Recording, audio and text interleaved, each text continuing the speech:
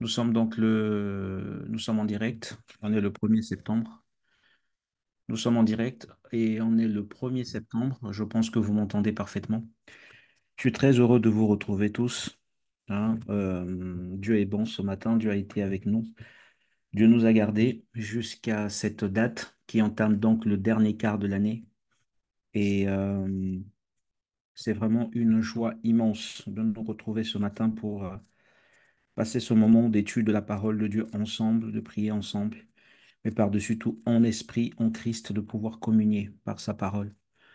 En tout cas, que Dieu vous bénisse tous partout où vous êtes, que vous nous écoutez par peu importe les plateformes depuis lesquelles vous nous écoutez ce matin. Pardon. Que ce soit, que ce soit de là où vous nous écoutez, en tout cas, Dieu vous garde, Dieu vous bénisse. Que ce soit via les réseaux sociaux, que ce soit via Zoom ou que ce soit via les plateformes, en tout cas habituelles. Nous sommes très contents, très heureux d'être avec vous ce matin. Euh, c'est donc le 1er septembre. C'est donc le 1er septembre. Et,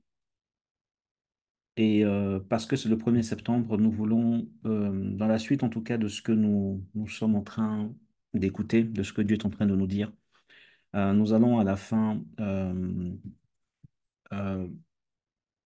bref, on va parler de ça tout à l'heure. Quoi qu'il en soit, bienvenue à tous.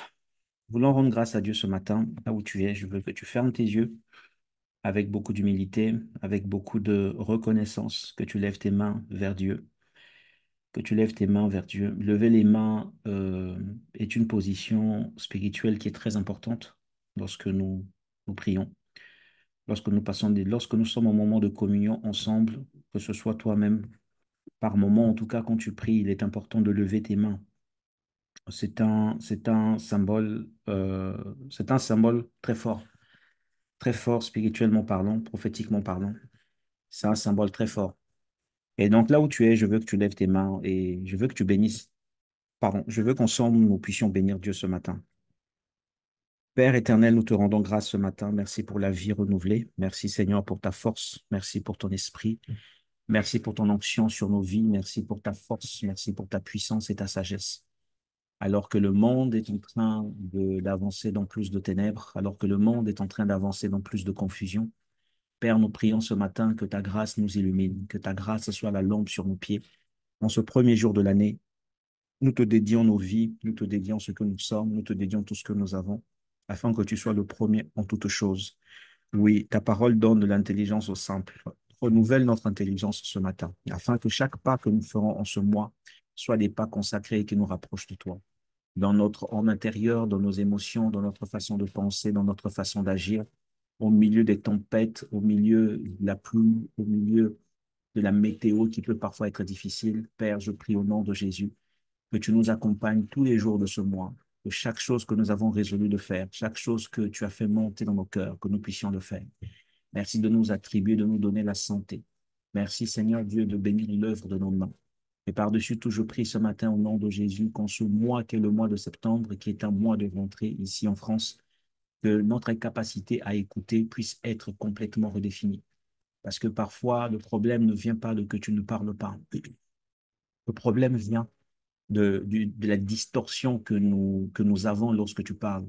Cette distorsion qui vient de beaucoup de raisons, de beaucoup de causes. Père, aide-nous ce matin à ne pas être les auditeurs oublieux. Aide-nous ce matin à ne pas être juste à admirer ta parole, ô Dieu, mais que ta parole produise en nous de l'effet. Je prie pour chacun d'entre nous, Seigneur, là où nous sommes. Tu nous attends à différentes échelles de l'intimité avec toi, de la représentation de ta personne, de la façon de nous comporter. Père, je prie que tu nous accordes la grâce de pouvoir observer chacune des lois que tu as mises à disposition dans ton royaume. Nous sommes et nous faisons partie du royaume de l'Esprit. Nous ne sommes pas du monde. Notre esprit a été sauvé et régénéré. Nous le croyons, Seigneur. Si cela n'a pas encore été fait, Père, je prie que tu puisses nous convaincre davantage de justice, de péché et de jugement, afin que nous puissions passer de l'autre côté, que notre esprit soit sauvé, que nous soyons baptisés et que nous avancions dans la compréhension de ta parole. Baptisés, certes, d'immersion, mais par-dessus tout baptisés de ton esprit. baptisés de la révélation de ta parole, baptisés, Seigneur Dieu, dans la nouvelle saison spirituelle dans laquelle tu nous fais avancer. Père, je prie au nom de Jésus que ta grâce nous soit faite de comprendre ta parole, de l'appliquer et de vivre comme les disciples dans notre génération. Les temps sont mauvais, les temps sont fâcheux.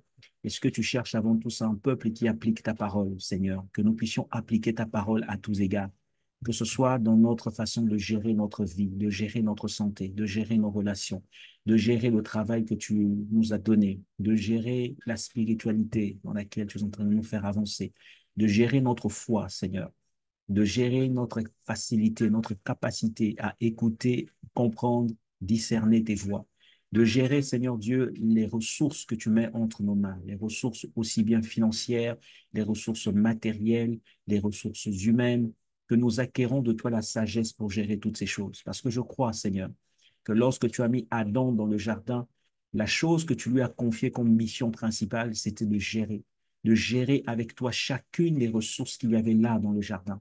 Et lorsque le serpent est venu, le serpent l'a séduit, il a alors été enlevé de ce contexte dans lequel tu l'avais placé. Que cela ne soit pas notre partage ce matin. Aide-nous à être conscients, Seigneur, que la bataille est rude. La bataille est rude. Les ténèbres se sont levées et les ténèbres sont déchaînées à pouvoir enterrer, à pouvoir tuer, à pouvoir corrompre, à pouvoir enterrer tous ceux en qui la lumière de Dieu est en train de resplendir, Père. Donne-nous à être vigilants. Donne-nous, Seigneur, à quitter nos positions anciennes, à marcher dans l'humilité, dans l'obéissance, dans l'observation de ta parole, afin de ne pas être frappés par les ténèbres et le déluge qu'il y a là dehors. Donne-nous à voir et à lire les temps, à comprendre dans quel temps nous sommes, afin que nos vies, ô Dieu, soient alignées conformément à ton exigence, conformément à ta direction, conformément à ta volonté. Viens à notre secours dans les batailles diverses dans lesquelles chacun peut se trouver. Viens délivrer ceux qui sont sous l'influence des puissances démoniaques, des puissances impures. Père, que ton salut nous emmène à la maturité, que ton salut nous transporte dans un véritable voyage d'intimité avec toi. Alors que beaucoup croulent sous forme de pression. Père, je prie au nom de Jésus que ta paix leur soit attribuée, que ta paix leur soit accordée. Jésus dira au Dieu que je vous laisse ma paix, non pas comme le monde la laisse, mais comme moi je vous la laisse. Oui, la paix de Jésus ne nous exempte pas de tribulation. La paix de Jésus ne nous exempte pas de troubles. La paix de Jésus ne nous exempte pas de crise. Mais la paix de Jésus nous garde sereins, nous garde confiants dans l'avenir, dans le futur, mais par-dessus tout dans l'espérance à l'éternité, la vie éternelle à laquelle nous avons été appelés. Que ta parole ne soit pas juste admirée, Père. En ce jour qui est le premier de ce dernier quart de l'année, que ta force soit avec nous, que ton onction soit avec nous, Seigneur, que ta puissance nous accompagne. Parce que oui, parfois les gens ne croiront pas en toi parce que nous avons argumenté, parce que nous avons étalé des versets, parce que parfois les gens ne viendront pas à toi parce que nous avons juste étalé ce que nous avons pu vivre ou expérimenter. Mais les gens viendront à toi parce qu'ils verront de nous sortira la puissance de Dieu. Cette puissance de Dieu qui guérit les malades, cette puissance de Dieu qui fortifie l'âme brisée, cette puissance de Dieu qui étonne le regard incrédule. Oui, nous avons besoin de la puissance d'en haut.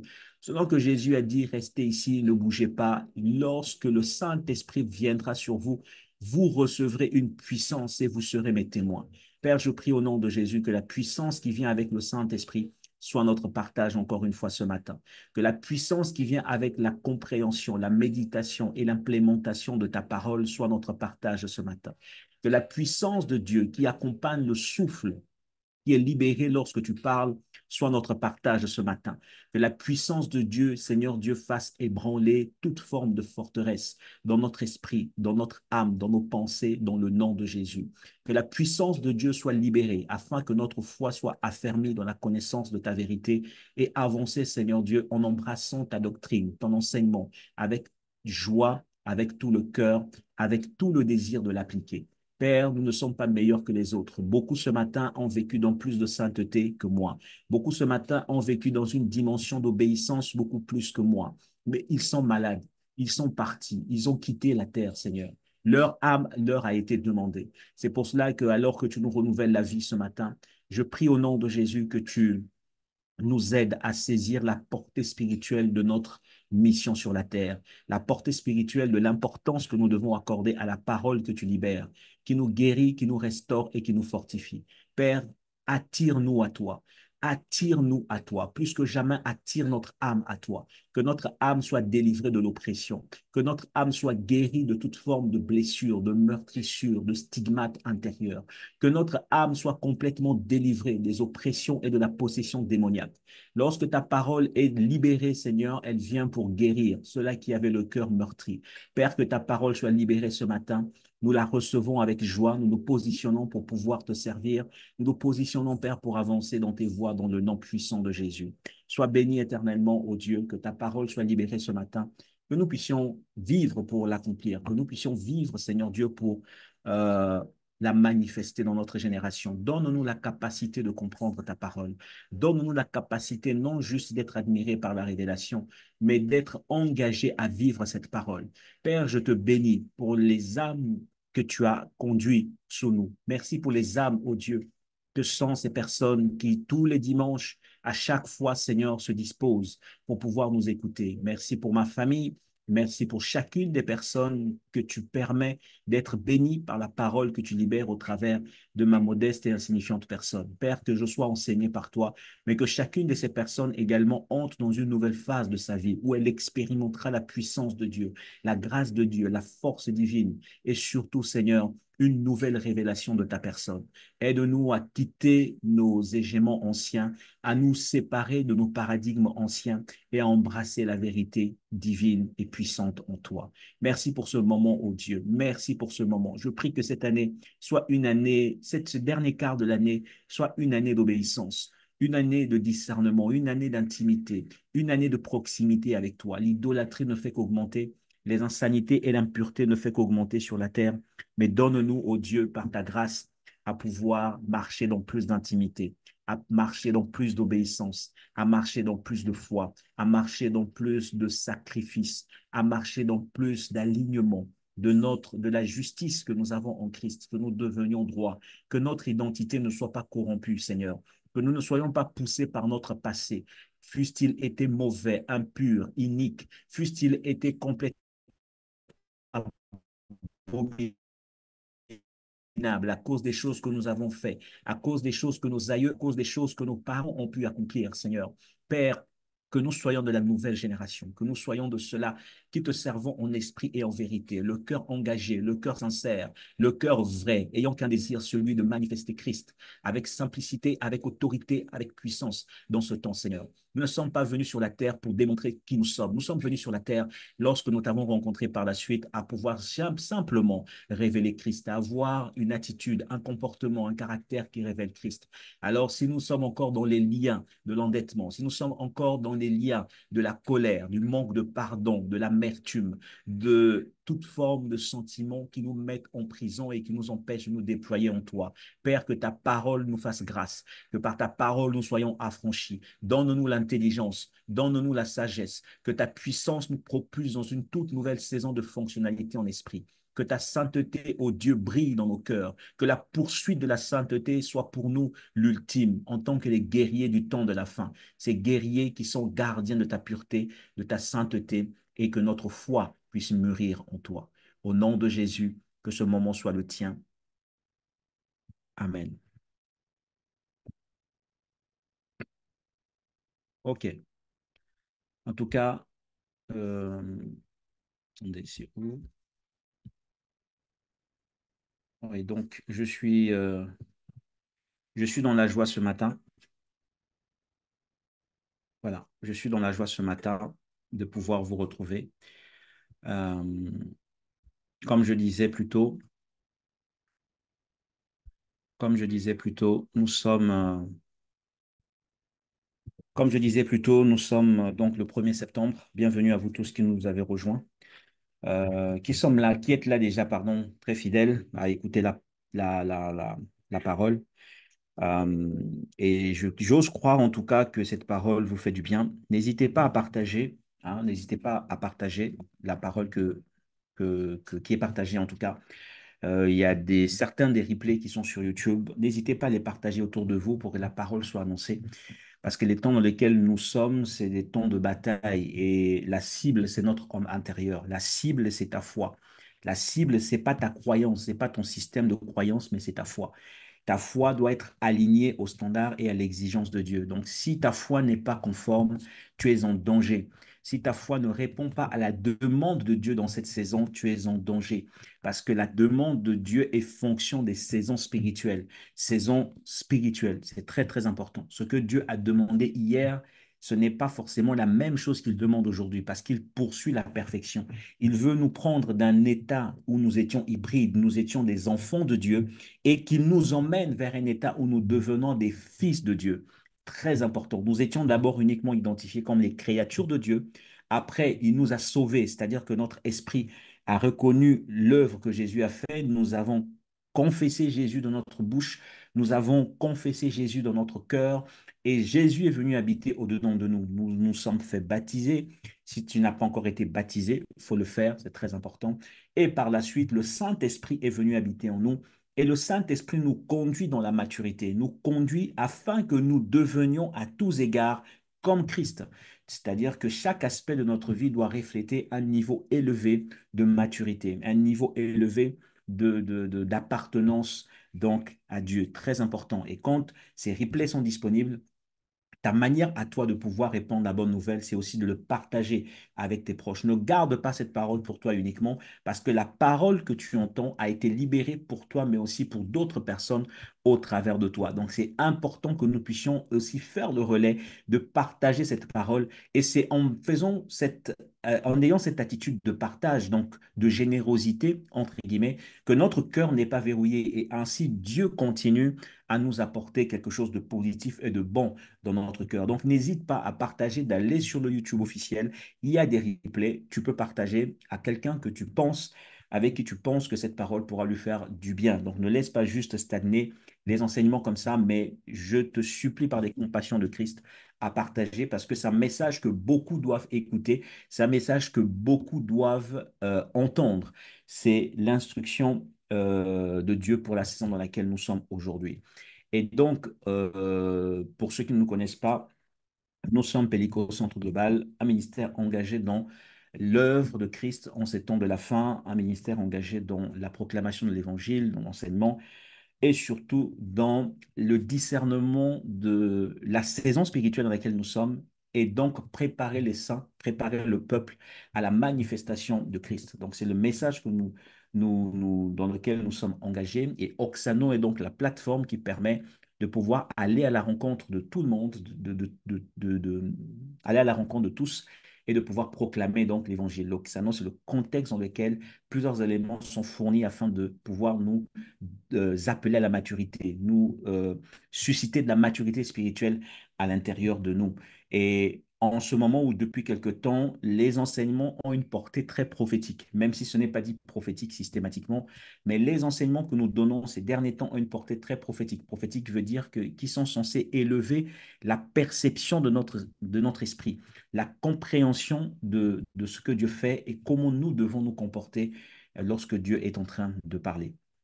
Donc, nous sommes donc dans la suite aujourd'hui du thème que nous avons débuté ou du chapitre que nous avons ouvert il y a quelques semaines sur discerner la communication divine.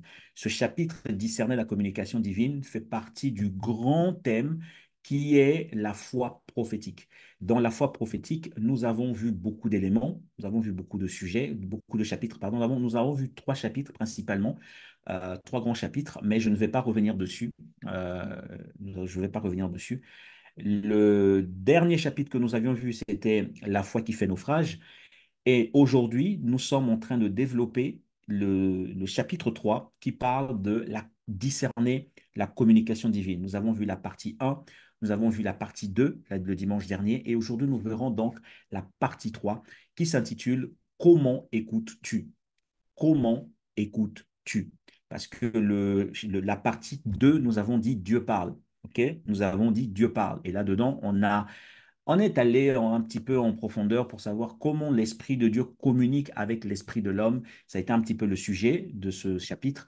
Comment Dieu parle, comment Dieu communique. Nous avons vu beaucoup d'éléments et j'espère en tout cas, pardon, n'hésitez pas à nous dire qu'est-ce que cet enseignement vous a apporté. Ça nous permet hein. Ça nous permet de pouvoir voir, de comprendre qu'est-ce que Dieu est en train de faire dans vos vies, qu'est-ce que Dieu est en train de faire dans vos cœurs. C'est très, très important.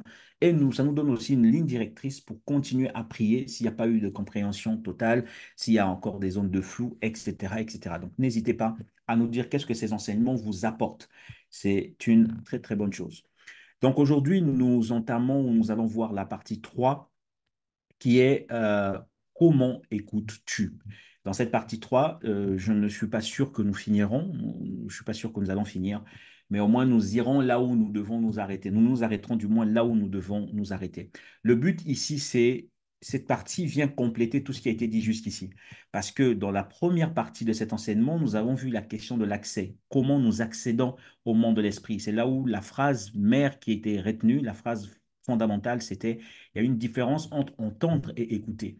Nous accédons à la voix de Dieu en esprit. Nous n'accédons pas à la voix de Dieu avec notre intellect, avec notre intelligence humaine. Non, la voix de Dieu se discerne. Donc, c'est une faculté de l'esprit parce que Dieu parle depuis le royaume de l'esprit. Dieu ne parle pas depuis le royaume humain ou le royaume naturel. Dieu parle depuis le royaume de l'esprit. Et du royaume de l'esprit, il libère une parole, il libère une fréquence. Et nous avons beaucoup parlé de la question de fréquence. C'est que Dieu parle en fréquence. Dieu ne parle pas français. Nous l'écoutons en français, selon notre langue d'origine. Nous pouvons l'écouter en hindi, en tamoul, en yoruba, peu importe le dialecte dans lequel nous sommes en tant que des humains, nous pouvons l'écouter dans cette voie-là. Mais Dieu ne parle, c'est pas la langue innée de Dieu, si je dois parler comme ça. C'est pas la langue originelle de Dieu. Dieu parle depuis une fréquence en esprit.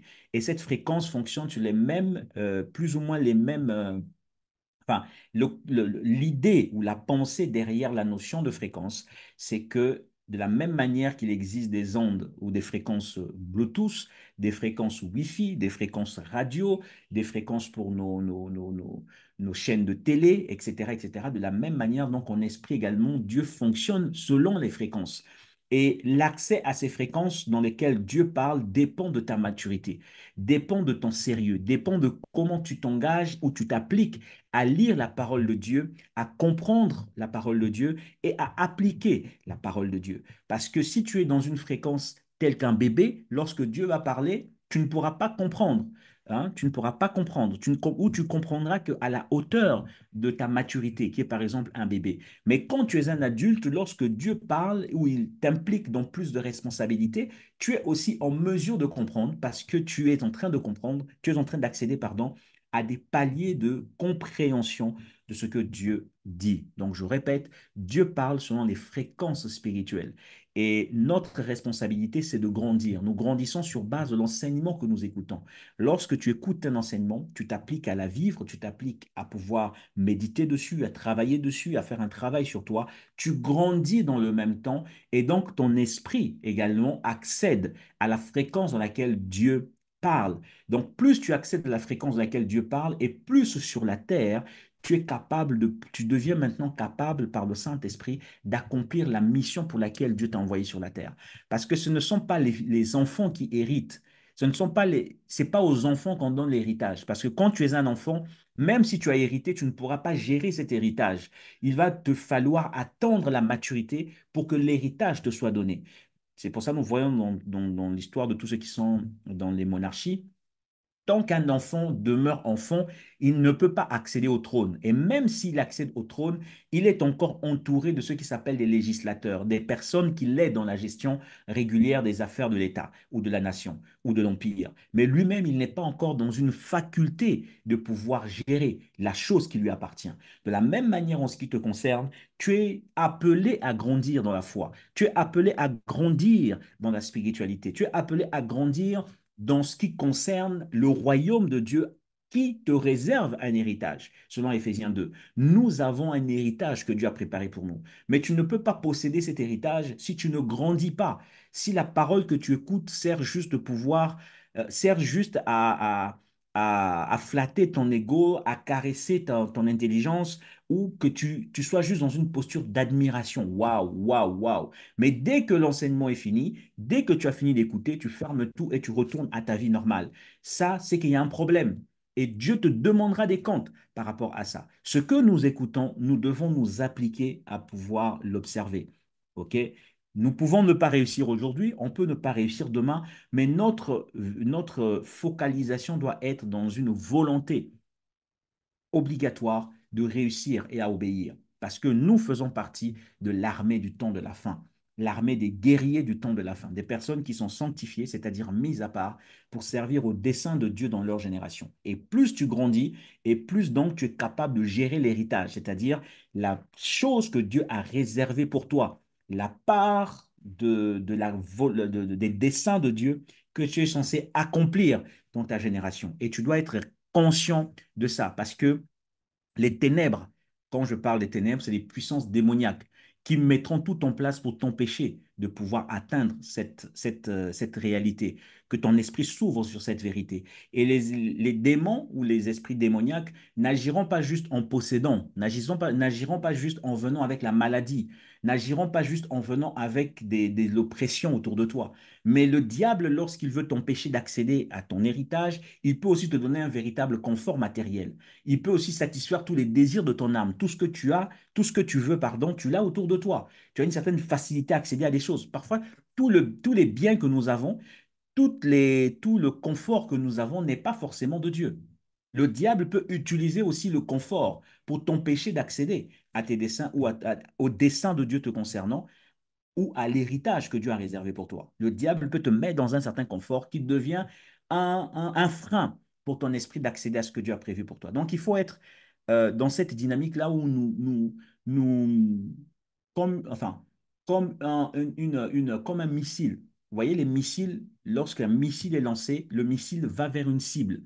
Et tant que le missile n'a pas atteint sa cible, le missile va dans tous les sens. Il va à droite, il va à gauche, selon que la cible se déplace. Nous devons être de cette façon-là. Lorsque Dieu a libéré une parole dans notre esprit, nous devons être dans une dynamique de cible pour que nous puissions grandir, pour que nous puissions nous développer et que nous puissions accomplir les desseins ou le but pour lequel Dieu nous a envoyés sur la terre. Que cela soit ton partage dans le nom de Jésus. Et encore plus dans le temps, dans la partie de l'année dans laquelle nous sommes entrés, qui est une partie de rentrée, c'est vrai, mais aussi de fin de l'année, il y a beaucoup d'esprits particulièrement violents qui ont pour but de distraire, qui ont pour but de réduire l'impact de la puissance de la parole de Dieu à l'intérieur de ton esprit. Ça, c'est très important. Donc, dans cette partie 4, pour revenir sur notre sujet et ne pas nous disperser, nous parlons donc de comment écoutes-tu. Comment écoutes-tu? Pour cela, nous voulons lire un texte qui se trouve dans Luc chapitre 8. Le texte de référence pour nous, c'est Luc chapitre 8. Luc chapitre 8. Je vais le sortir. Euh, pardon. Euh, tac. Attendez un instant. Je vais le sortir. Luc, c'est donc dans le Nouveau Testament, ok? Dans le Nouveau Testament. Et Luc, donc c'est l'Évangile selon Luc au chapitre 8. Verset 1. Le chapitre en question contient plusieurs versets. Nous allons lire donc jusqu'à là où je vais m'arrêter, ok? Luc chapitre 8. Verset, parce que ce que je vais dire, je vais le remettre dans le contexte, ok? Luc chapitre 8, à partir du verset 1. Qu'est-ce qui nous est dit? Ensuite, Jésus allait de ville en ville et de village en village, prêchant et annonçant la bonne nouvelle du royaume de Dieu. Les 12, donc les 12 apôtres, étaient étaient avec lui, et quelques femmes qui avaient été guéries d'esprits malins et de maladies. Marie dite de Magdala, de laquelle étaient sortis 7 démons. Jeanne, femme de Chouza, intendant d'Hérode, Suzanne et plusieurs autres qui l'assistaient de leurs biens. Donc, ces femmes qui étaient avec Jésus dans le ministère de Jésus mettaient à disposition de Jésus ce qu'ils avaient. Ça pouvait être les biens matériels, ça pouvait être leurs finances, ça pouvait être tout ce qu'ils avaient pour que le ministère que Jésus avait puisse permettre. Quand on parle de ministère ici, c'est le service dans lequel Jésus était engagé en tant que, comment je vais dire ça? Euh, il avait donc la mission ou le mandat d'annoncer un certain nombre de vérités spirituelles liées aux intentions de Dieu.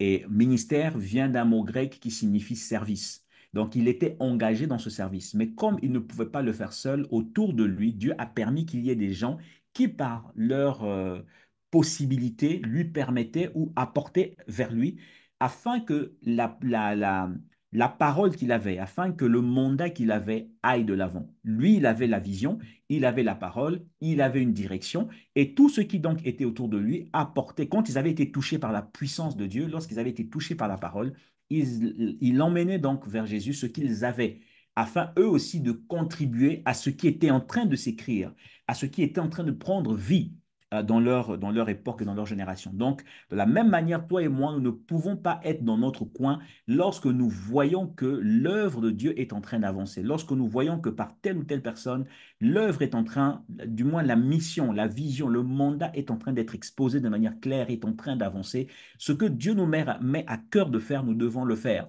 pour participer à pouvoir étendre l'impact, l'influence de ce que Dieu poursuit sur la terre ou dans notre génération. Et c'est ce qui était donc le cas de ces personnes. Ils ont été touchés par Dieu, ils ont été délivrés par la puissance de Dieu, ils ont reçu la parole et ils ont maintenant voulu suivre Jésus. C'est ça la chose. Ils ont suivi Jésus dans la dynamique dans laquelle il était. Ils ont décidé donc de devenir comme ça ses disciples, mais ce n'est pas juste un titre, c'était aussi s'impliquer de manière littérale pour que le mandat prenne vie et le mandat s'accomplisse. Verset 4. Une grande foule s'étant assemblée et des gens étant venus de diverses villes auprès de lui, il dit cette parabole.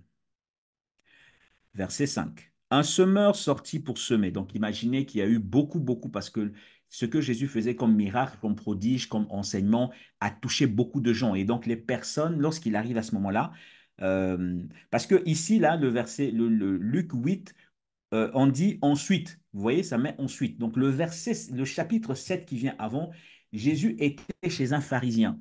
Et chez ce pharisien, qu'il avait invité chez lui à manger, tout ça, il était au milieu de plusieurs personnes, plusieurs catégories de personnes. Il y avait des publicains, donc des percepteurs d'impôts. Il y avait des gens, entre guillemets, de mauvaise vie, selon la loi et la culture juive. Donc Jésus était au milieu d'eux. Maintenant, il y a eu une prostituée qui était touchée par la parole de Jésus, qui est venu au pied de Jésus et donc qui a adoré Jésus avec ses cheveux, qui a adoré Jésus avec ce qu'il avait. Donc il est venu là, elle est venue là à ses pieds et il a posé un certain nombre d'actes. Et ces choses ont choqué certaines personnes. Au-dedans d'eux, ils commençaient à parler, ces pharisiens. Ils disaient, mais cette personne, parce que lorsque Jésus a fait tout ça, à un moment donné, il a dit qu'il était le Fils envoyé par le Père, que Dieu était son Père. Donc les Juifs ont été choqués. Comment toi, tu es au milieu des personnes d'une mauvaise qualité de vie et tu te permets par la suite d'identifier Dieu comme étant ton Père? Tu as un sérieux problème. Et donc, après cette discussion-là, c'est là où il sort. Et donc, arrive le verset 8 où il dit ensuite. Donc, il décide de partir et d'avancer. Il arrive un peu plus loin. Il s'assoit avec toutes ces personnes qui viennent maintenant écouter ce qu'il avait à dire. Et donc, il commence à enseigner parce que Jésus enseignait souvent en parabole. OK? Jésus enseignait souvent en parabole. Parabole veut dire c'était des messages cryptés. C'était pas des messages qui étaient facilement compris par tout le monde. Donc, naturellement, vous l'écoutez parler, mais spirituellement, tu n'accèdes pas à la compréhension de ce qu'il est en train de dire. C'est des paraboles. Donc ici, donc verset 4, la foule, donc il y avait la foule qui le suivait.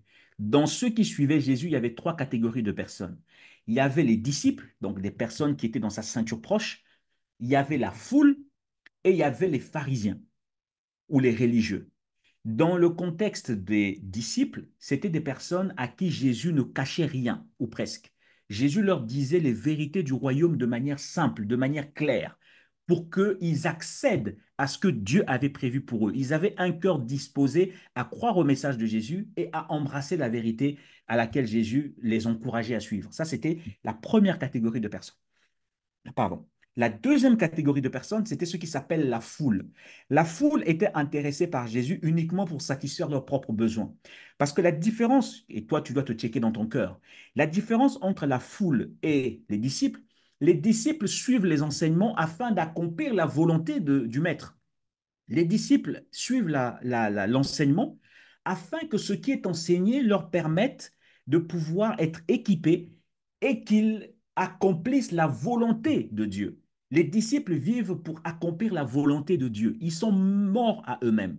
Ils ne sont pas intéressés, ils ne sont pas focalisés sur leur satisfaction personnelle.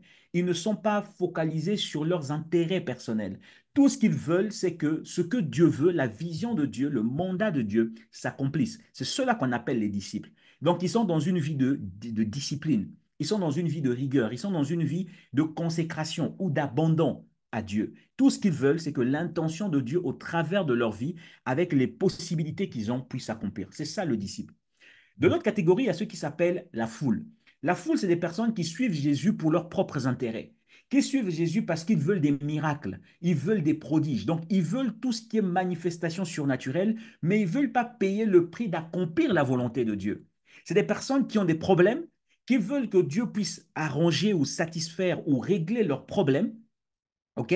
Mais ils ne veulent pas, même, combien même Dieu a réglé leurs problèmes, eux, ils ne veulent pas s'engager à suivre Dieu après que Dieu ait résolu leurs problèmes.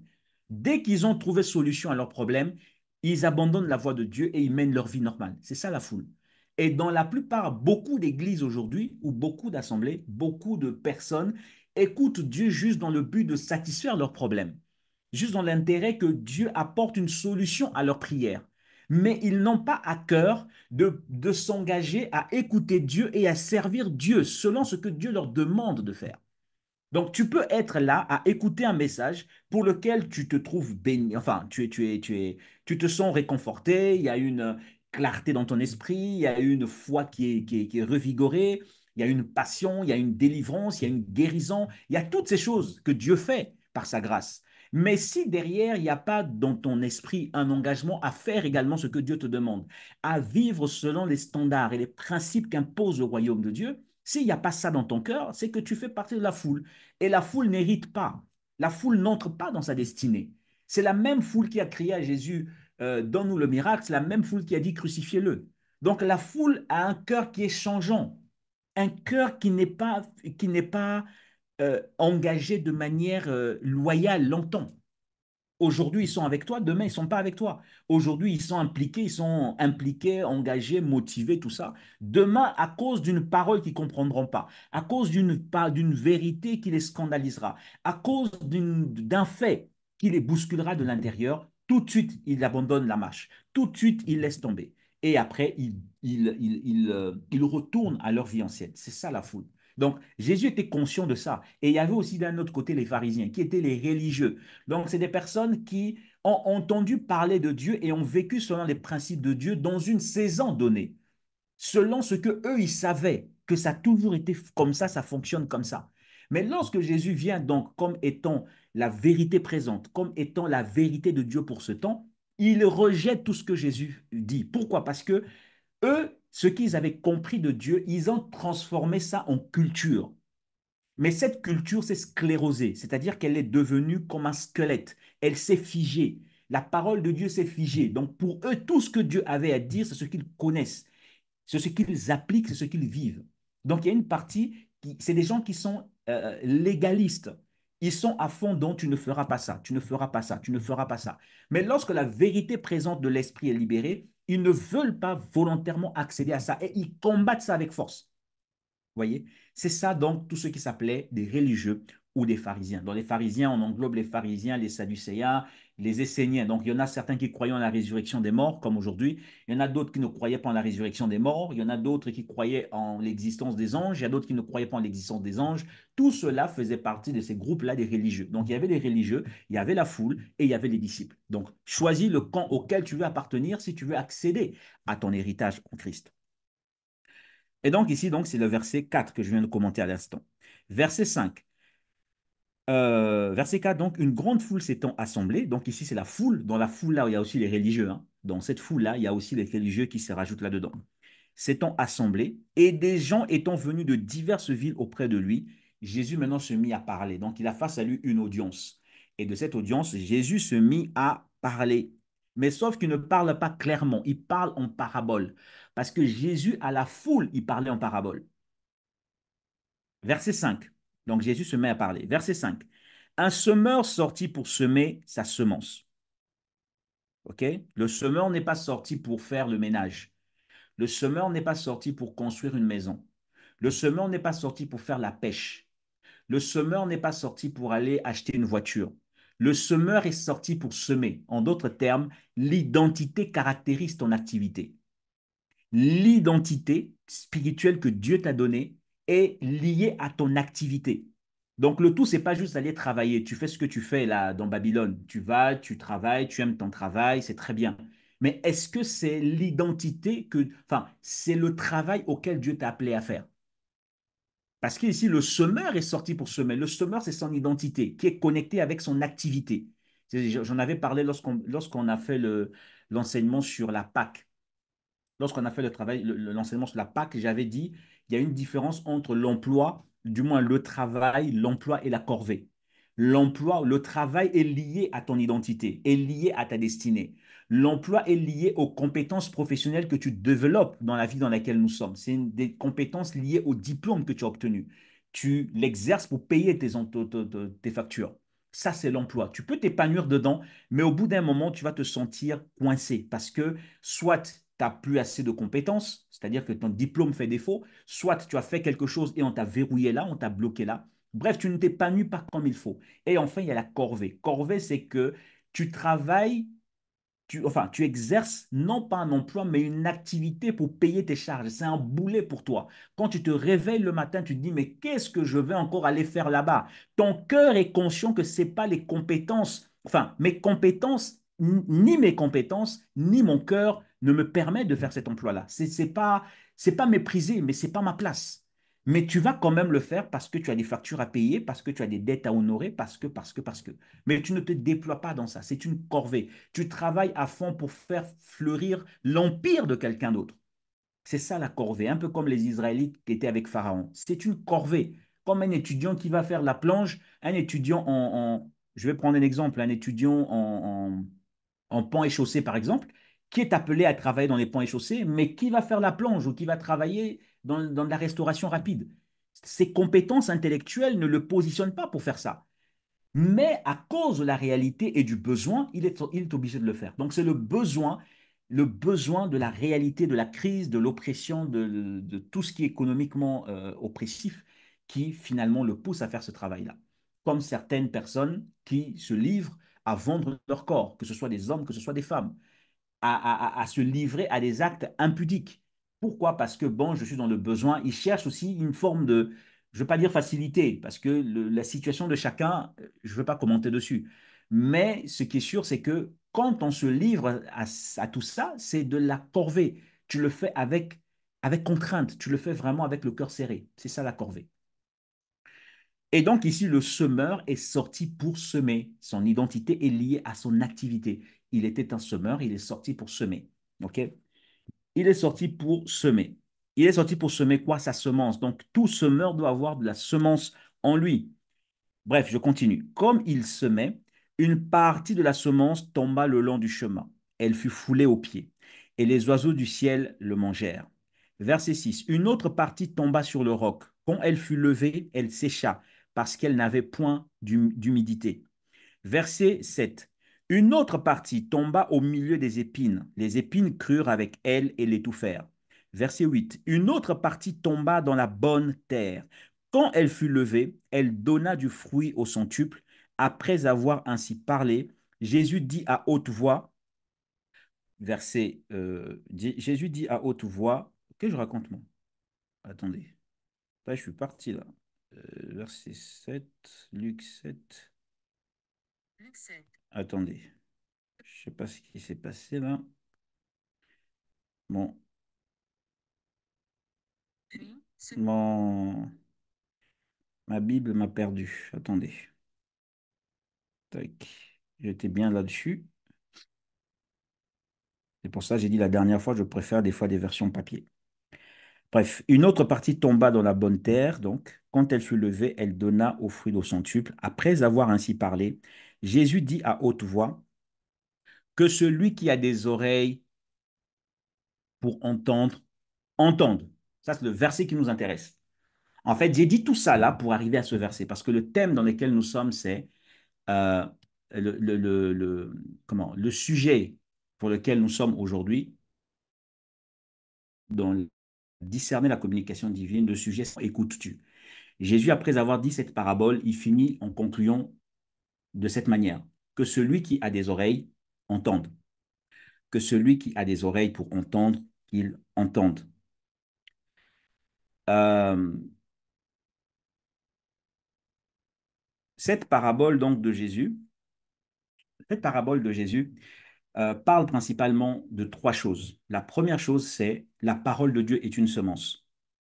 Parce que quand vous lisez, verset 9, Jésus dit, ses disciples lui demandèrent ce que signifiait cette parabole. Verset 10, Jésus répond, il vous a été donné de connaître les mystères du royaume de Dieu. Mais pour les autres, cela leur a dit en parabole, afin qu'en voyant, ils ne voient pas, afin qu'en entendant, ils ne comprennent pas. Verset 11. Voici ce que signifie cette parabole. La semence, c'est la parole de Dieu.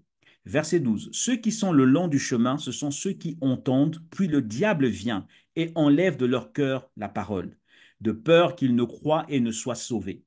Verset 13. Ceux qui sont sur le roc, ce sont ceux qui, lorsqu'ils entendent la parole de Dieu, la reçoivent avec joie, mais ils n'ont point de racine. Ils croient pour un temps et ils succombent au moment de la tentation. Verset 14. Ce qui est tombé parmi les épines, ce sont ceux qui, ayant entendu la parole, s'en vont et la laissent étouffée par les soucis, les richesses et les plaisirs de la vie. Et ils ne portent point de fruits qui viennent à maturité. Verset 15. Ce qui est tombé dans la bonne terre, ce sont ceux qui, ayant entendu la parole avec un cœur honnête et bon, la retiennent et portent du fruit avec persévérance. Voilà, porte du fruit avec persévérance. Parce que personne, après avoir allumé une lampe, ne la couvre d'un vase ou ne la met sous un lit, mais il la met sur un chandelier afin que ceux qui entrent soient et voient la lumière et soient éclairés. Car il n'est rien de caché qui ne doive être découvert, rien de secret qui ne doive être connu et mis à jour. Prenez donc à la manière dont vous écoutez, car on donnera à celui qui a, mais à celui qui n'a pas, on ôtera même ce qu'il croit avoir. Amen. Et c'est une phrase terrible. C'est ça le sujet. C'est ce verset-là, Luc 8, 18, là où je voulais, qui sert de base pour notre enseignement d'aujourd'hui. Et ce sujet est effrayant. Prenez garde à celui qui, à la manière dont vous écoutez, car on donnera à celui qui a, mais à celui qui n'a pas, on ôtera même ce qu'il croit avoir. La partie 1 et la partie 2, on a parlé de la voix de Dieu, comment Dieu communique, comment Dieu parle, comment Dieu transmet sa pensée, comment nous sommes responsables enfin, Dieu nous donne des techniques pour savoir comment il parle, sa communication. Nous avons beaucoup parlé de ça sur les chapitres, les vidéos ou les dimanches précédents. Mais aujourd'hui, l'intention du Saint-Esprit, c'est de nous dire maintenant comment écoutez-vous. Parce que c'est bien d'avoir l'information que Dieu parle de cette manière. Ça, c'est au niveau de notre savoir. Mais maintenant, de manière pratique, comment écoutez-nous? Comment écoutons-nous? Et à la lecture de ce texte, ou de cette parabole, il en ressort principalement trois choses. La première, Jésus nous fait comprendre que la parole de Dieu est une semence. Donc, lorsque Dieu parle, lorsque Dieu communique, ce que nous comprenons, ou la voix de Dieu qui vient donc à notre esprit, c'est une semence qui est posée dans notre esprit. Vous rappelez-vous, il est dit, le semeur est sorti pour semer. Le semeur est sorti pour semer sa semence. Donc Dieu parle. De là où il est, il parle. Et la voix de Dieu vient dans notre esprit sous forme de semence. Et les semences, ici, c'est des pensées qui viennent dans ton esprit. Les pensées sont des semences, parce que les pensées sont des paroles silencieuses. Lorsque la pensée vient dans ton esprit, c'est une semence qui est plantée. Quand c'est la parole de Dieu, tu dois être conscient que Dieu vient de planter une semence dans mon esprit. Parce que lorsque Dieu parle, il nous communique sa semence. Lorsque Dieu parle, la voix de Dieu qui vient sous forme de pensée, ce sont des semences qui viennent dans notre esprit. Donc, comprendre ça nous met dans une responsabilité de gestion de la semence que nous avons reçue. Comment nous traitons, comment nous manageons, comment nous gérons donc la semence que nous avons reçue. Quand tu écoutes la parole de Dieu, tu es dans une dynamique de transaction. Parce que lorsque je suis en train de parler, il y a plusieurs pensées qui traversent son esprit, à moins que tu sois distrait. Quand tu es distrait, là, c'est le diable qui est en train de faire son travail. Tu es ici, tu vas là-bas, tu reviens, tu fais ceci. C'est ça le danger d'écouter à la maison. C'est que quand tu écoutes à la maison, enfin, tu n'es pas dans un lieu de culte, tu es chez toi à la maison. Et la responsabilité de l'écoute t'appartient. Voilà pourquoi ce que Dieu regarde là où nous sommes. Lorsque nous écoutons la parole, dans quelle attitude sommes-nous? Est-ce que nous sommes assis et notre esprit, notre intelligence, nos émotions alignées à ce qui est en train d'être enseigné?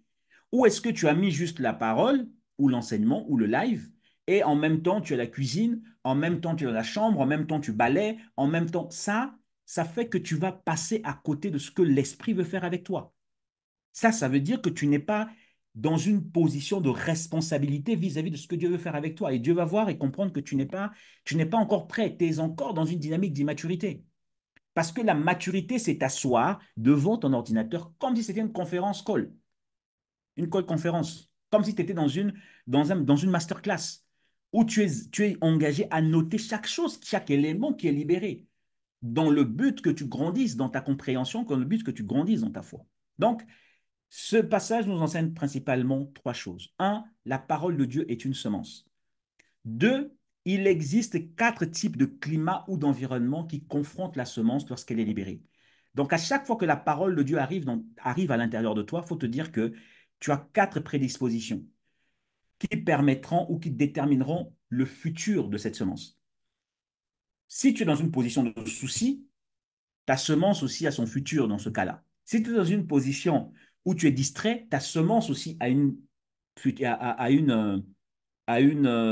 comment dire, il y a un futur qui l'attend, ou peut-être il ne grandira pas. Si tu es dans une position de préoccupation, etc., etc. Et enfin, une dernière posture où, lorsque la semence vient, au milieu de tout ce que tu traverses, au milieu de tout ce que tu es en train, sur quoi tu es confronté, mais tu laisses à la parole l'espace pour qu'elle entre en toi. Elle est cachée d'abord, ensuite elle produit des racines, et de ces racines, elle produit un arbre, et cet arbre produit des fruits. C'est pour ça que Jésus finit en disant, il n'y a aucune chose cachée qui ne demeure cachée. C'est que lorsque la parole de Dieu vient en toi, lorsqu'elle a commencé à produire, ça se voit dans ton attitude, ça se voit dans ta consécration, ça se voit dans ton caractère, ça se voit dans ta façon de voir, ça se voit dans ton obéissance, ça se voit dans ta façon de faire. C'est ça ce qu'il est en train de dire, qu'on ne peut pas allumer une lampe et la mettre sous la table. Quand tu allumes une lampe, c'est pour qu'elle éclaire toute la pièce. Donc, la parole de Dieu que tu écoutes, tu es censé être une lumière partout où tu vas. Ça change ton comportement, ça change ta perception de la vie. Au milieu des dépressifs, tu ne peux pas être dépressif, tu dois montrer la vue, tu dois être quelqu'un d'espoir. Au milieu des gens qui sont remplis d'amertume parce qu'ils n'ont pas pardonné, toi, tu dois être une personne qui a un cœur qui pardonne, une personne qui a un cœur joyeux au milieu d'un environnement où il y a la tristesse, il n'y a plus d'espérance. Mais toi, parce que tu as une espérance, tu es lumineuse. Tu brilles par ton espérance, par ce que Jésus est en train de faire à l'intérieur de toi, parce que Jésus est la parole. Parce que parfois, quand on dit que je reçois Jésus dans mon cœur, on a l'impression que forcément, c'est une personne humaine physique. Mais au-delà de ça, c'est la parole. Jésus est le logos, Jésus est la parole. Donc, c'est cette parole que tu reçois en toi qui te change, qui te transforme et qui te propulse, qui te prépare dans une autre. Donc, voilà un peu. Ça, c'était donc la deuxième chose que que nous soutirons de cette parabole. C'est qu'il existe des environnements. Il y en a quatre dans lesquels la semence vient se déposer. Et ces environnements déterminent le futur de la semence. Et le troisième point que nous enseigne donc ce verset, c'est que le cœur humain, le cœur des hommes, ton cœur à toi et l'attitude de ton cœur déterminent le futur de cette semence. Le problème, ce n'est pas la semence qui est libérée. Le problème, c'est ton cœur. Quand ton cœur est dans des bonnes dispositions, cette semence produira. Mais si ton cœur n'est pas dans des bonnes semences, tu vas écouter mille et une prédications, tu ne seras jamais changé. On va te parler de mille et une choses, tu ne seras jamais transformé. Le problème, ce ne sera pas Dieu qui n'a pas parlé. Le problème, c'est toi et ton cœur, qui est soit rempli d'amertume, ou rempli de soucis, ou rempli d'attraits du monde que tu es en train de voir. Bref, ton cœur n'est pas changé par la parole. Tu ne laisses pas la semence plantée en toi faire son travail, où tu es brisé de l'intérieur, où tu es vidé de l'intérieur, où tu es purifié. Mais tu veux vivre et continuer à vivre ta vie comme toi tu veux et non pas comme la parole de Dieu veut que tu vives pour garantir ton éternité et ton héritage. Mais parce que tu n'es pas dans cette dynamique-là, le danger, c'est que finalement, la semence ne produira pas. Et si la semence ne produira pas, Jésus ne se retrouvera pas en toi. Parce que ce qui fait que Jésus se retrouve en toi, se retrouve en moi, se retrouve en nous, c'est la semence de sa parole. Vous vous souvenez, pour ceux qui lisent la Bible, dans Matthieu chapitre 7, verset 21, Jésus dit que, enfin, il y a des gens qui viennent vers lui pour lui dire, nous avons fait des miracles en ton nom, nous avons chassé les démons en ton nom, nous avons guéri les gens au nom de Jésus, nous avons fait des campagnes d'évangélisation au nom de Jésus. Mais Jésus leur dira, retirez-vous de moi, je ne vous ai jamais connu, je ne vous connais pas. Le mot ici connu renvoie à semence. Connu parle, c'est le même verbe qui est utilisé lorsque il est dit que Abraham connut sa femme et il jure un enfant, que Adam connut sa femme. Donc, connu ici parle de relation intime dans laquelle une semence est déposée. Et de cette semence, il y a un fruit qui naît. Donc, quand Jésus dit je ne vous ai jamais connu, c'est pas qu'ils n'ont pas fait des miracles. C'est pas qu'ils n'ont pas marché au nom de Jésus, c'est pas qu'ils n'ont pas chassé des démons, ils n'ont pas fait des grandes choses pour le royaume au nom de Jésus. Ils les ont fait. Mais sauf que la semence qu'ils avaient au-dedans d'eux et qui leur a permis d'opérer n'avait plus la nature du départ, n'avait plus la nature de Christ au-dedans d'elle. D'où le cœur de l'homme et ton attitude détermine la destinée de ta semence, détermine la destinée de la semence de Dieu en toi, pardon. Si tu veux que Jésus se retrouve en toi, si tu veux que Jésus t'emmène, pardon, à réaliser son plan au travers de ta vie, faut que tu laisses à la semence qui est libérée l'espace pour qu'à l'intérieur de toi, cette semence grandisse. Très important. Et au milieu de tout ça, donc, de trois principales choses que je viens de dire, Jésus termine sa parabole par une déclaration alarmante et mystérieuse à la fois. C'est une déclaration alarmante. Il dit, regardez donc comment vous écoutez. Ça, c'est la version Martin. OK? La version Martin qui dit, regardez donc comment vous écoutez. Car à celui qui a, il sera donné, mais à celui qui n'a rien, cela même qui croit avoir, lui sera ôté. Une parole très mystérieuse. Il s'agit d'une déclaration intrigante, pleine de promesses et d'avertissements dans la façon dont nous entendons et recevons la parole de Dieu. Donc, lorsque l'enseignement est donné, lorsque la prédication est faite, lorsque même tu vas t'asseoir devant un enseignement sur YouTube, admettons, pour t'édifier, pour grandir, mais dans quelle attitude tu écoutes? Dans quelle posture tu écoutes? Parce que dans cette déclaration de Jésus, il confirme qu'il existe une méthode dans la façon d'écouter. Quand tu lis au travers des lignes, tu vas en filigrane, tu verras qu'il y a une façon d'écouter à laquelle Jésus est en train de nous dire. Il y a une façon d'entendre lorsque Dieu parle. Le tout, c'est pas de pouvoir, le tout, c'est pas de juste se dire, bon, Dieu parle, ou un enseignement, te dire, comment on dit ça là? Euh, il y a un mot là bref, ça va revenir. Hein, voilà, un discours. Pour certaines personnes, une prédication ou un enseignement biblique, c'est juste un discours. Mais quand tu le prends comme un discours, donc comme juste des concepts de philosophie intellectuelle ou je ne sais quoi qui sont libérés, tu passes à côté de la parole de Dieu qui est une semence qui est libérée pour toi. Donc, ce verset nous dit, en tout cas, Jésus est en train de nous dire que il y a une méthode d'écouter.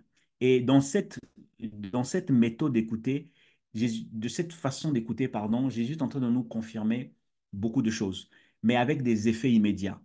Le premier effet, dans cette façon dont Jésus est en train de dire, Jésus nous apprend donc que euh, la manière dont nous écoutons, la manière dont nos cœurs se disposent pour écouter, plus nous avons de bonnes dispositions et plus il y a comme un élargissement, il y a un agrandissement qui est fait dans nos cœurs pour que Dieu puisse mettre dedans plus de vie du royaume.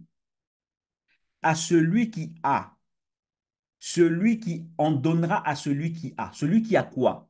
La capacité d'écouter, la faculté d'écouter, la faculté, c'est-à-dire t'asseoir et considérer ce qui est dit.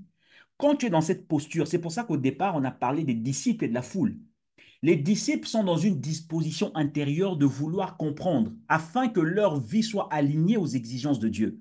Voilà pourquoi il a dit, à vous, il a été donné de connaître les mystères du royaume. Donc, quand ton esprit accède à une certaine compréhension des choses spirituelles, c'est pas toi, c'est Dieu qui t'a fait grâce de comprendre ces choses-là. Parce que Dieu croit en toi. Dieu croit que tu es capable de prendre sa parole et de l'emmener loin dans l'accomplissement. Dieu croit que tu es capable de servir de canal pour qu'il accomplisse sa volonté dans ta génération, qu'il touche plus de personnes dans ta génération, qu'il transforme ton environnement dans ta génération. Donc, quand tu as la capacité d'écouter, il y a un élargissement, un peu comme si on agrandissait un aéroport. On mettait plus de terminaux dans lesquels les avions atterrissent. Donc, on agrandit l'espace afin d'y déposer plus de vie du royaume, plus de joie du royaume, plus de choses qui concernent ou plus de réalités concernant le royaume de Dieu. Donc, dedans, on va rajouter, s'il y avait par exemple de la foi, tu as la foi en Dieu, on va rajouter de l'espérance dedans.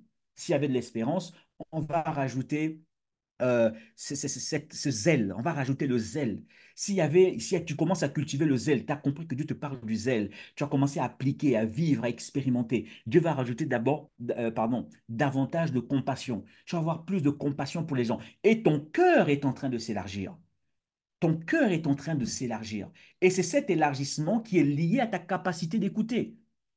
Donc, quand Dieu va vouloir t'emmener dans une nouvelle saison spirituelle, tu ne vas pas être comme les pharisiens bloqués uniquement dans ce que tu penses, que ce que tu as entendu et tout ce que Dieu avait à dire. Mais ton cœur va être suffisamment élargi pour prendre la parole de Dieu, l'appliquer, la vivre avec toi et avancer dans une prochaine dimension.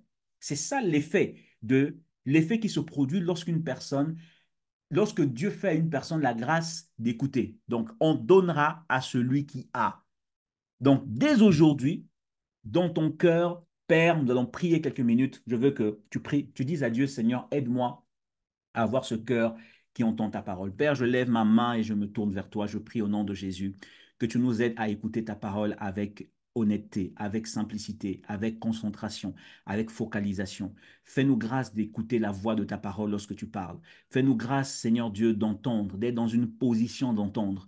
Je refuse de faire partie de cette catégorie de personnes qui à qui on enlève même le peu qu'ils pensent avoir. Non, Seigneur, je refuse et nous refusons d'être de cela. Nous voulons, alors que nous nous positionnons là tous les dimanches, nous nous positionnons là tous les jours de réunion, nous voulons être dans cette dynamique d'écouter. Aide-moi à écouter, à appliquer ta parole. Lorsque tu me dis d'aimer mon prochain, que je puisse aimer mon prochain sans avoir à le juger. Lorsque tu me dis de m'investir, que je puisse m'investir sans avoir à mettre en avant mes propres argumentations. Accorde-moi la grâce de vivre une vie de sainteté, là où je suis faible, là où je suis encore dans l'immaturité, là où je suis encore dans des positions de ralentissement. Accorde-moi la grâce de manifester en moi la dimension de sainteté, de pureté, d'engagement, de sacrifice pour que ton règne soit vu. Toi, tu es celui en qui nous croyons dans le nom de Jésus. Amen. Oui, ça, c'est très important. Ça, c'est donc la première personne. Lorsqu'elle a écouté la parole de Dieu, elle a laissé la parole produire en elle les effets, eh ben, le cœur s'élargit. Plus le cœur s'élargit et plus Dieu rajoute à l'intérieur beaucoup de choses. Maintenant, dans le même temps, on dit, celui qui n'a pas on notera même ce qu'il croit avoir. En d'autres termes, dans le même temps, c'est-à-dire la semence est libérée, dans le même temps, il y a celui qui donc entend et il y a une plus grande capacité qui lui est donnée dans le cœur, et il y en a une autre qui entend, mais dans le même temps, l'audition incorrecte produit en fait des positions inexactes et de tromperie. C'est-à-dire que quand ton audition, ta capacité d'écouter est tordue, est comme brouillé, est comme rempli d'insanité. Tu n'arrives pas à écouter correctement. Pourquoi tu n'écoutes pas correctement? Il y a plusieurs raisons, parmi lesquelles il y a la distraction. Qu'est-ce qui se passe? C'est que à l'intérieur de toi maintenant, tu te trouves dans des positions inexactes. Tu te trouves dans une position de perdition personnelle. Tu te trouves dans une position comme une personne. Vous savez, les entreprises qui font faillite, c'est quoi? C'est des entreprises qui n'ont pas géré correctement et le personnel, et l'argent, et les charges. Donc, tout ça mis ensemble, comme tu n'as pas géré correctement, tu as tout bouffé, ou alors tu n'as pas réparti selon ce qui rentrait. À la fin, ça crée un déséquilibre qui cause ce qui s'appelle la faillite. De la même manière, une personne qui ne se dispose pas à écouter correctement lorsque Dieu parle, lorsque ta posture dans l'audition est complètement tordue, ça crée une forme de faillite personnelle spirituellement parlant. C'est-à-dire que ce que Dieu va dire, tu ne vas pas le comprendre. Tu ne vas pas le comprendre. La révélation cachée derrière le texte derrière la parole que tu entends, derrière l'enseignement que tu entends, tu ne comprendras rien. Voilà pourquoi certaines personnes vont venir avec des raisons, vont venir avec des arguments basés sur la philosophie, basés sur la culture, basés sur un certain nombre de faits et de réalités liées à son temps ou à sa vie. Mais la vérité de Dieu va être complètement corrompue. Non pas que la vérité ou la semence que Dieu libère est corrompue, mais le canal par lequel il passe, hein, le canal par lequel il passe, qui est maintenant mon cœur à ce moment-là, devient complètement corrompu. Devient corrompu. Et ça me conduit dans la faillite personnelle. Parce que il y a l'absence sérieuse d'accéder à la profondeur. Il n'y a pas de considération. Pour moi, la parole, lorsqu'elle est annoncée, lorsqu'on me demande de venir à un moment d'enseignement, c'est juste pour moi un moment de plus. La preuve, je n'ai même pas de quoi noter lorsqu'on parle. Maintenant, comment veux-tu réviser? Comment veux-tu que Dieu se serve de toi? Comment veux-tu grandir en esprit si tu n'as même pas de quoi noter lorsqu'on est en train de parler? Tu fais juste confiance à ton cerveau avec tout ce que tu traverses, tout ce que tu vis, tout ce que tu dois gérer. Tu fais juste confiance à ton cerveau, mais tu es en train de te limiter toi-même parce que pour Dieu, Dieu ne te prend pas au sérieux. Le problème parfois, pourquoi nos prières ne sont pas exaucées, ce n'est pas toujours parce que nous avons euh, je sais pas, nous avons des problèmes dans le sens de on a des péchés ou je ne sais quoi. Nos prières, Jésus a dit que tu m'exauces toujours. Jésus a dit lorsqu'il a prié pour Lazare, lorsque Lazare était mort, on lui a informé que Lazare est mort. Jésus a dit non, Lazare dort. Parce que quelque temps avant, en interaction dans son esprit, il a parlé avec son père. Son père, par le Saint-Esprit, lui a dit, Lazare n'est pas mort, Lazare dort. Jésus a dit, a répété du coup, enfin, c'est pas écrit, hein, c'est moi qui reprends ça, que Jésus dit que Lazare dort. Pourquoi? Dans sa prière avant, il a dit, devant la tombe de Lazare, il a dit devant tout le monde, Père, tu m'exauces toujours. Vous voyez l'audace? Tout ce que Jésus demande à Dieu, Dieu lui donne. Là, il voulait un miracle. On dit que Lazare sentait déjà, ça faisait 3 jours, son corps sent. Il est déjà mort, sa vie n'est plus, la vie a quitté son corps, il est mort. Mais il vient là, il lève les yeux, il prie, il dit, Lazare, sors. La voix de Dieu fait que celui qui était mort, celui qui était, le médecin légiste est passé. Non, oui, le médecin est passé à confirmer la mort du frère. Il était là dans le tombeau. Jésus vient, il dit, sors. La foi de Jésus est telle qu'il commande à cette personne qui était dans la mort, l'âme de la personne reprend le corps et le corps se lève. Le souffle a recommencé à- comment dire, le souffle a ramené l'oxygène, le sang a recommencé à couler. Il s'est réveillé parce qu'il a dit à quoi? Il dit quoi? Dieu ou Père, tu entends et tu m'exauces toujours. Pourquoi est-ce que Dieu l'exauce toujours? Parce que il est dans une attitude où il considère chaque chose que Dieu lui dit. Il est sérieux avec la voix de Dieu. Il est sérieux avec la parole de Dieu. Il est sérieux avec ça. Et si nous ne sommes pas sérieux avec la parole de Dieu, forcément, nos prières ne seront pas exaucées. Tout est dans l'attitude. Nos prières ne seront pas exaucées, non pas parce que tu as commis un péché, tu as des projets, tu es engagé dans des choses, tu veux que Dieu exauce tes prières, mais Dieu n'exauce pas tes prières. Pourquoi? Parce que tu n'es pas sérieux avec la parole de Dieu. Tu n'es pas sérieux dans ton engagement avec Dieu. Et nous devons tous revoir ça, que Dieu nous fasse compassion, parce que personne, tout est grâce, ok? Personne ne dira que je suis sérieux à 300% ou à 1000% dans tout ce que Dieu me demande. Personne. Il y a un domaine dans lequel tu vas être beaucoup plus sérieux qu'un autre. Mais Dieu veut que nous puissions cocher toutes les cases, ramener toutes les cases au vert et que nous soyons équilibrés partout. Et c'est ta dimension d'obéissance à Dieu qui fait que lorsque tu demandes à Dieu d'agir pour un cas de maladie, pour un cas pour un problème de la vie, un problème administratif, pour un problème quel qu'il soit, que Dieu t'exauce. Parce que à un certain niveau, tu es aligné dans ta capacité d'écouter, dans ta faculté d'obéir à Dieu et dans ton désir d'avancer avec Dieu. C'est ça enfin, tu coches des cases qui te mettent dans une prédisposition à écouter ce que Dieu dit, mais aussi pour que Dieu exauce ta prière. Donc, l'absence sérieuse dans ta façon d'écouter est le commencement de la non-exaucement ou du non-exaucement de tes prières. Plus tu seras moins sérieux avec Dieu et plus tes prières, Dieu ne les exaucera pas. Si tes prières sont exaucées, il faut se poser la question. Il faut se poser la question. Et en même temps, certaines choses de Dieu, tu peux les avoir, hein, mais Dieu n'est pas avec toi.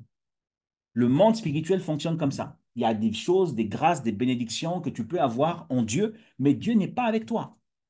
Parce que son cœur n'est pas avec toi. Il t'a donné juste des choses parce que tu demandes un certain confort, tu demandes certaines choses, tu vas les avoir. Mais son cœur n'est pas avec toi. Et ça, c'est dangereux. Donc ça, c'est les deux personnes. Une personne que Dieu choisit, par laquelle Dieu passe pour exaucer les prières, parce qu'elle a la faculté d'entendre. Pardon. Une autre n'est pas capable d'écouter ce que Dieu lui dit, et par conséquent, elle est comme dans une position de faillite personnelle. Faillite personnelle. Mais cette personne, lorsqu'elle va écouter un enseignement, le pire, c'est ça, c'est qu'elle écoute un enseignement, elle ne prend pas de notes, elle ne prie pas pour ça, elle ne jeûne pas pour ça, elle n'est pas impliquée dans ça, mais elle est convaincue que juste parce qu'elle a écouté, elle n'a pas été sérieuse dans sa considération de la parole de Dieu, elle est convaincue que Dieu va l'écouter. Mais en esprit, elle pense qu'elle a compris en fait. C'est que l'enseignement est donné, elle pense qu'elle a compris, mais en fait, elle n'a pas compris. Cette personne n'a pas compris. Pourquoi? Parce que le sérieux n'a pas été mis dès le départ. Même si tu es convaincu que tu as compris, mais s'il n'y a pas de sérieux dans ta faculté d'écouter, ce que tu penses avoir compris, c'est ça qu'on va enlever. Donc, il est important de se positionner, de se mettre dans une posture où euh, nous sommes dans une poursuite, nous sommes engagés dans un voyage. C'est que lorsque Dieu a libéré, la parole que Dieu a libérée m'engage dans un voyage, le voyage de la foi, le voyage de la construction de mon identité spirituelle, le voyage du changement, le voyage de la transformation. Lorsque Dieu a parlé, à chaque fois, Dieu nous invite à plus d'intimité avec lui. C'est ça qu'il faut comprendre. Dieu nous invite au don de la vie. Quand tu t'engages à obéir à Dieu, c'est au don, Dieu libère en toi le don de la vie. Donc, en comprenant cela, nous sommes donc dans des bonnes dispositions internes d'écouter, d'entendre, ou du moins d'entendre d'abord. Donc, c'est l'attitude externe, mais ensuite d'écouter, qui est une attitude interne, qui est une faculté interne. Entendre, c'est externe. Entendre, c'est externe. Écouter, c'est interne. Lorsque Dieu parle à l'intérieur. Mais lorsque vous m'entendez, donc, la voix qui vient vers vous, vous me voyez moi parler. Je suis en train de parler. Mais votre soif de Dieu, votre maturité fait que en esprit, le Saint-Esprit est en train de convaincre à l'intérieur de ton cœur, à l'intérieur de ton esprit, si ce que je dis vient de Dieu ou ne vient pas de Dieu. Et tu dois être capable de pouvoir discerner, de disséquer, d'enlever entre ça, c'est l'humain qui a parlé, et ça, c'est Dieu qui est en train de parler au travers de celui que je suis en train d'écouter. Ça, c'est très, très important. Donc, pour ça, il faut de bonnes dispositions internes pour écouter. Maintenant, vous savez, quand on était au lycée, pourquoi est-ce qu'on entend mal? Pourquoi est-ce qu'on perçoit mal? Pourquoi est-ce que on pense avoir une bonne faculté d'audition, mais finalement, on n'a pas cette bonne faculté d'audition? Lorsqu'on était au lycée, ou lorsqu'on assiste aujourd'hui, il y a beaucoup de ce qui s'appelle des masterclass, notamment en ligne, suivant la formation que tu veux faire, ainsi de suite. On a pu voir que, ou du moins quand on est, pas seulement au lycée, que ce soit au collège, partout, notamment, même à en élémentaire, on a compris que dans le processus de communication, par exemple, entre l'élève entre le maître qui est devant ou l'enseignant qui est devant et les élèves, il y a deux canaux ici. Il y a deux bases. D'un côté, il y a l'auditeur et d'un côté, il y a l'auditoire. D'un côté, il y a l'auditeur, d'un côté, il y a l'auditoire. D'un côté, il y a l'orateur et d'un côté, il y a une audience. Les deux, pour que la communication s'établisse, chacun doit faire sa part. L'orateur libère le message et l'audience écoute ce message. L'enseignant libère son enseignement et les élèves ou l'auditoire doivent également écouter ce qui est dit. Maintenant, dans ces deux parties qui communiquent, il doit y avoir une interaction. C'est-à-dire que l'orateur qui a parlé, il libère de la connaissance, il libère le savoir. Maintenant, de l'audience qui est là, il y a des élèves qui vont être sérieux avec ça et qui vont briller parce que ce que le maître dit, il l'applique dans leur vie. Il y en a d'autres qui ne vont pas considérer ce que l'enseignant est en train de dire.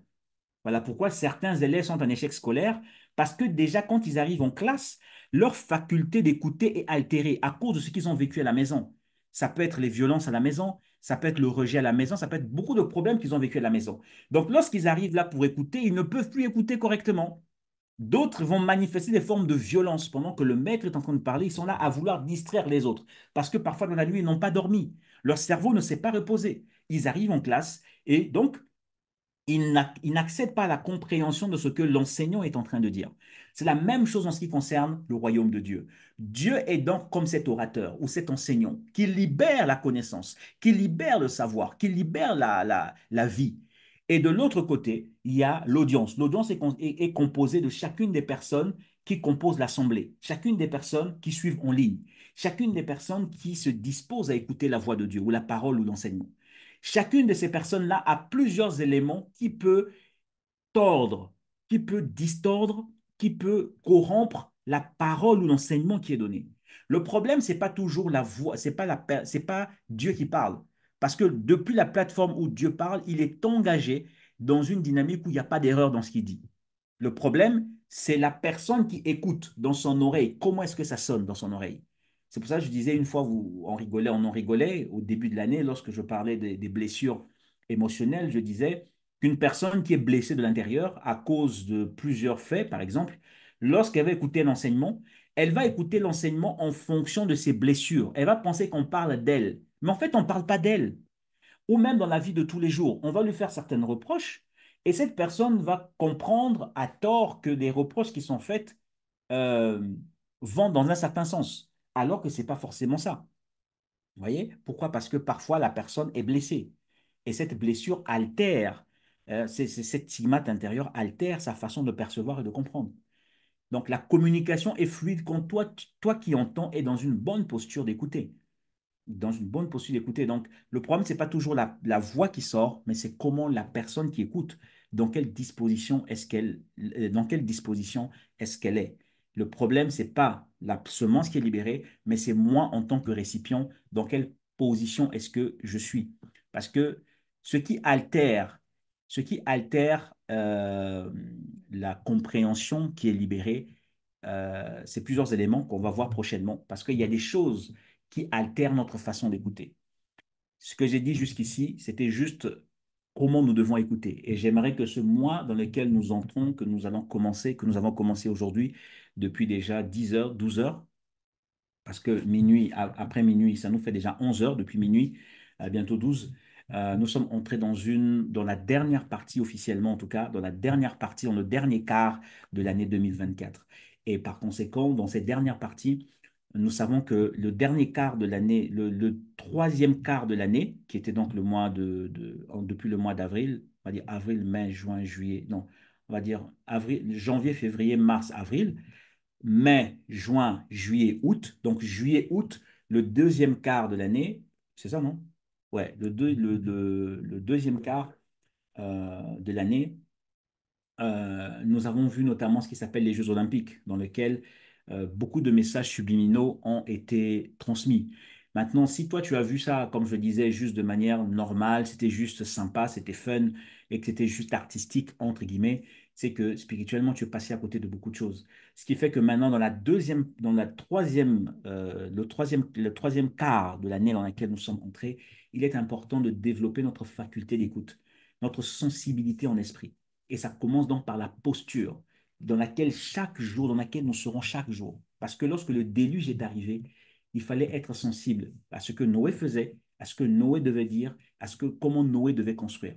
Si tu n'étais pas sensible à ça et que tu te mettais juste à te moquer, lorsque le déluge est arrivé, beaucoup ont été noyés. Et nous refusons que tout ce qui va se passer là, tout ce qui est en train de se passer, tout ce qui est en train de s'écrire, que nous soyons absents de ça. Il est important donc que nous soyons sensibles.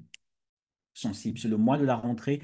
Nos enfants vont commencer l'école. Pour ceux qui ont des enfants, il est important de prier pour nos enfants, pour une plus grande sensibilité, pour une capacité d'écoute qui soit comme ces disciples de Jésus. C'est-à-dire, heureux ceux qui ont la capacité d'écouter, on vous donnera encore plus de choses. Donc, plus nous écoutons, donc nous gérons correctement la parole que Dieu nous donne, et plus Dieu nous permettra d'être florisants, hein, d'être beaucoup plus abondants, d'être beaucoup plus productifs, d'être capable de gérer encore beaucoup plus de choses, parce que nous sommes dans cette posture où nous voulons entendre et nous voulons comprendre. La prochaine fois, donc dimanche prochain, nous parlerons des éléments qui empêchent d'écouter, des éléments qui créent la distorsion du son, les éléments qui créent la distraction lorsque Dieu parle.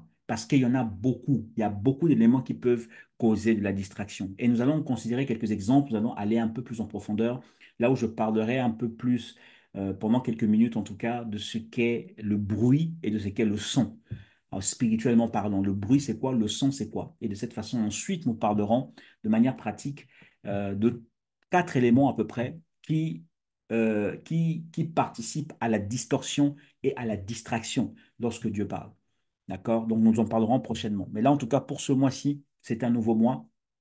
C'est un nouveau mois. Nous sommes heureux de pouvoir être de ceux qui célébrons Dieu en cette période de l'année. Merci à tous de nous avoir suivis. Nous allons nous arrêter là. Pour ceux qui nous suivent sur nos plateformes en ligne, que Dieu vous bénisse, que Dieu vous garde. Nous allons prier pour cette parole. Nous allons prier pour cette parole et j'espère et je crois que cette parole vous a fait beaucoup, beaucoup de bien, que cette parole vous a apporté de la vie, que cette parole vous a apporté de l'espérance, que cette parole vous a apporté, pardon, que cette parole vous a apporté de la foi, que cette parole vous a apporté de la clarté dans vos pensées, que cette parole vous a apporté de la sagesse, hein, que cette parole a permis à chacun d'entre vous dans son cœur de pouvoir, comment, de se repositionner par rapport à votre façon d'écouter. Si vous ne l'aviez pas fait avant, mais prenez ça vraiment en considération. Prenons ça en considération. Notre façon d'écouter est importante. Lorsque nous considérons que Dieu, qui est le roi, par son esprit veut nous parler, nous devons avoir une autre attitude. Et nous prendrons un exemple d'ailleurs d'un roi dans l'histoire biblique de l'époque de Élisée, à qui Dieu a parlé. Il avait des problèmes, il avait de sérieux problèmes. Il est venu consulter le serviteur de Dieu pour découvrir la pensée de Dieu par rapport à ce qu'il vivait et comment il devait gagner sortir en tout cas de cet état dans lequel il était. Mais son attitude au départ va être bon, mais après finalement, à cause d'un certain nombre de choses à l'intérieur de lui, la voix de Dieu qui venait à lui va pas être faite de manière correcte, ou du moins il ne va pas obéir parce qu'il ne va pas bien écouter, il va mal procéder et tout va finalement partir de travers. Il va finalement passer à côté. Pourquoi? Parce que il a mal écouté. Et notre objectif là, alors que Dieu nous parle de la foi, de la spiritualité, de la sensibilité, de la voix de Dieu, il est important donc que nous soyons capables d'avoir une oreille qui écoute la parole de Dieu de manière sage, afin que notre cœur puisse s'élargir et que Dieu rajoute encore davantage, que nous puissions monter davantage et que nous puissions posséder l'héritage pour lequel Dieu nous a appelés. Parce que nous croyons que nous sommes les disciples, nous ne sommes pas la foule, tu n'es pas la foule, tu n'es pas religieux, tu n'es pas la foule. Et pour que tu sois disciple, il y a une voie à suivre, il y a une façon de se comporter, il y a une façon à laquelle tu dois marcher. Donc, nous allons prier quelques minutes pour pouvoir sceller tout ça, pouvoir sceller tout ça. Alléluia. Père, nous te bénissons, nous te rendons toute la gloire pour ce moment que tu as permis à nos yeux de voir. Nous te sommes reconnaissants pour la parole que tu as libérée aujourd'hui. Nous te sommes reconnaissants pour la puissance de ta parole qui a été libérée ce matin. Alors que nous sommes entrés dans ce nouveau mois, Seigneur, je te remercie de nous avoir enseigné sur notre faculté, notre capacité à écouter la voix de Dieu. Que Père, ta parole qui a été libérée ce matin produise en nous une force, une puissance qui brisera la force de la religion, qui brisera la mentalité de la foule, qui brisera tous ces éléments qui participent à la distorsion, qui participent à la mauvaise compréhension de ta parole. Je viens avec, je viens avec humilité devant toi afin que tu m'aides, afin que tu aides chacun d'entre nous, Seigneur, à être dans une position où ta parole, lorsqu'elle est libérée, elle crée la vie.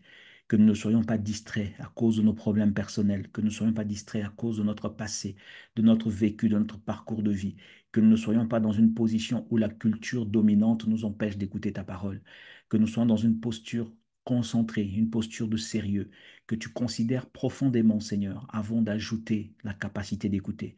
Pour ceux qui nous ont écoutés ce matin, Seigneur, je prie que tu puisses assister chacun dans ses défis. Ramène chacun à toi, vers toi. Crée en chacun un cœur pur, capable de discerner le son de ta voix, de marcher dans celle-ci et d'obéir. Je prie au nom de Jésus que soit libérée une nouvelle force, une nouvelle capacité spirituelle, non pas juste à être admiré, à être contemplatif de la parole lorsqu'elle est libérée, mais à s'engager véritablement dans une dynamique d'obéissance. Parce que oui, obéir à Dieu coûte cher. Obéir à Dieu parfois peut nous faire perdre des amis, ce que nous appelons des amis. Obéir à Dieu nous fait perdre parfois les biens que nous avons. Obéir à Dieu nous fait sortir d'un certain confort dans lequel nous étions. Le but de toutes ces pertes, c'est de regagner plus en toi. Tu as donné Christ pour que nous qui étions perdus, nous soyons sauvés. Oui, il y a un prix à payer. Alors aide-nous à payer ce prix, non pas par notre propre force, mais par ta parole. Fais de nous une compagnie, fais de nous une famille. Créons-nous une dynamique spirituelle puissante, unique, afin que nous soyons des porteurs dans cette génération d'une voix prophétique particulière, les représentants d'un nouvel ordre prophétique qui n'est pas juste dans une dynamique de prophétiser, mais qui est dans une dynamique de susciter, d'enfanter, d'engendrer un peuple qui crie vers toi avec sincérité, d'un peuple qui représente tes intentions et tes intérêts avec pureté, d'un peuple qui manifeste, qui a laissé la puissance de la voix de Christ se transformer et devenir chair en eux. Merci pour ce peuple, merci pour chacune des vies, merci pour leur famille. Je prie que ta grâce, ta bénédiction et ta paix soient libérées dans leur maison, que ce mois soit un mois que ce mois soit un mois de consécration, que ce mois soit un mois d'écoute de la voix de Dieu, que ce mois soit un mois de pureté pour chacun d'entre eux, que chacun plus que jamais vive le surnaturel avec toi comme jamais auparavant. Parce que si nous voulons t'écouter, nous devons être capables de séparer ce qui est inique de ce qui est pur. Alors aide-nous dans cette dynamique, oh Dieu, parce que tu cherches un peuple, tu cherches une nation, tu cherches une tribu, tu cherches chacun, tu cherches un homme, une femme qui se mettra à la brèche afin d'écouter et de discerner ta voix. Que nous soyons bénis par ta parole, Seigneur, que ta grâce et ta force accompagnent chacun, que cette semence qui a été libérée produise des racines, produise des arbres qui produiront des fruits et produiront des ombres ou produiront de l'ombre sous laquelle beaucoup de personnes viendront s'abriter et glorifieront ton nom. Merci à toi, Seigneur, dans le nom merveilleux et puissant de Jésus le Christ. Nous avons ainsi prié que Jésus-Christ soit glorifié. Amen.